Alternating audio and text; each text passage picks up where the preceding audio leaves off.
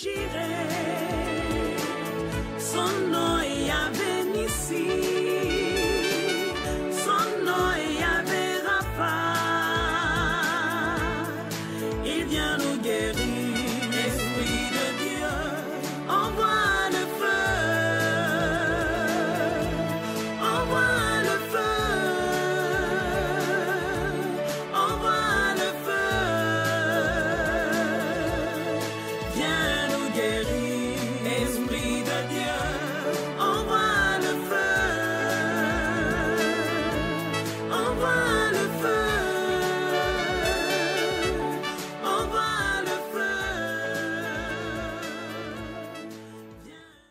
Béni. Donc, nous souhaitons rendre grâce à Dieu pour cet enfant parce que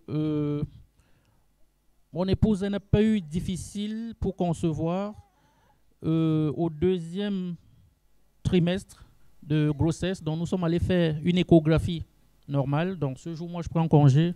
Tout content, je vais à l'hôpital, donc devant une grande télévision, comme vous le savez, pour toutes les femmes qui ont déjà été enceintes. Et la gynéco fait l'échographie. Donc, elle constate que l'enfant a 2 sortes de ballons au niveau des poumons. Donc, voilà, elle nous console, elle nous dit ça va bien, l'enfant il va bien et tout. Il n'a pas un autre problème. Et que, voilà, il se peut qu'on force l'accouchement au 6e mois. Donc, je me dis, mais c'est encore quoi cette histoire? Donc, du coup, bon, voilà, on rentre de là et on se donne rendez-vous pour un autre jour, peut-être 2-3 mois après.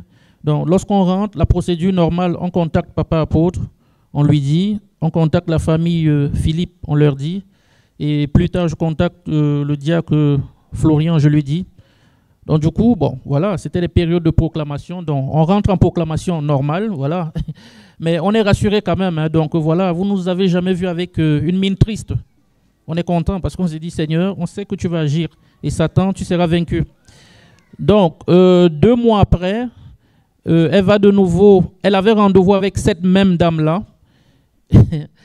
Et elle rate son rendez-vous.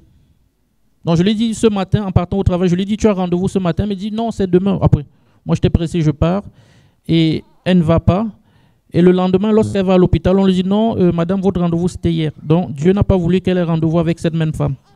Et on la reprogramme la même semaine, le vendredi, avec un autre médecin qui lui fait l'échographie. Il ne voit rien, il ne lui dit rien. Bon. Et 2 semaines après, elle retourne à l'ONE où elle avait sa gyné, qui lui dit, est-ce que le médecin il ne vous a rien dit? Elle dit non. Elle dit parce que c'est bizarre qu'il ne vous ait rien dit. Elle refait sa petite échographie. Elle dit, elle voit les petits ballons qui sont en train de s'estomper. Ok, bon, on s'est dit il y a encore 2-3 mois. Et progressivement, ces ballons se sont estompés. Et plus, on ne voyait plus rien. Alors maintenant, l'enfant, lorsqu'il naît, ce jour, il n'a même pas eu le temps de faire le pot à pot avec sa maman. Donc du coup, je vois 2 costauds de dames qui rentrent, qui sont, je ne sais pas, des experts de quoi. Elles prennent l'enfant directement et l'amènent pour faire des radios. Donc on se demande, mais c'est quoi ça? Du coup, elles font des radios, on ne trouve rien. Donc l'enfant a continué à faire des petites radios, rien. Et quand on était à l'hôpital, on a reçu quand même une psychologue. Donc tout le monde rentrait à l'hôpital pour voir quel est cet enfant qui avait des ballons et tout. Ben, il nous trouvait toujours joyeux, au point où la psychologue est rentrée, elle commence à nous dire, mais comment est-ce que vous avez accueilli la nouvelle? Et on lui dit, ben, nous on n'a pas de souci, on a prié Jésus, et puis on ne voit plus rien. Du coup, la psychologue, elle est rentrée étant stressée. Et à l'hôpital, le pédiatre en chef du CHR, dont il vient nous voir, donc lui voyait déjà un futur client pour faire ses travaux, je sais pas, pour écrire ses articles scientifiques.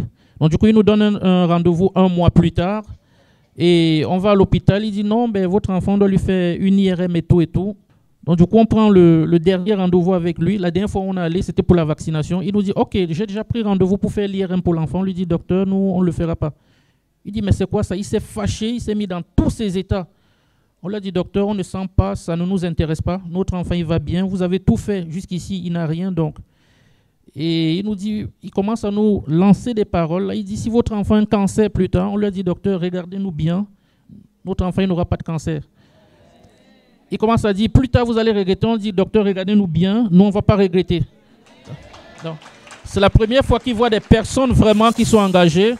L'enfant est là, il se porte bien. Dieu veille sur lui et voilà. Donc, nous souhaitons ici rendre grâce à Dieu.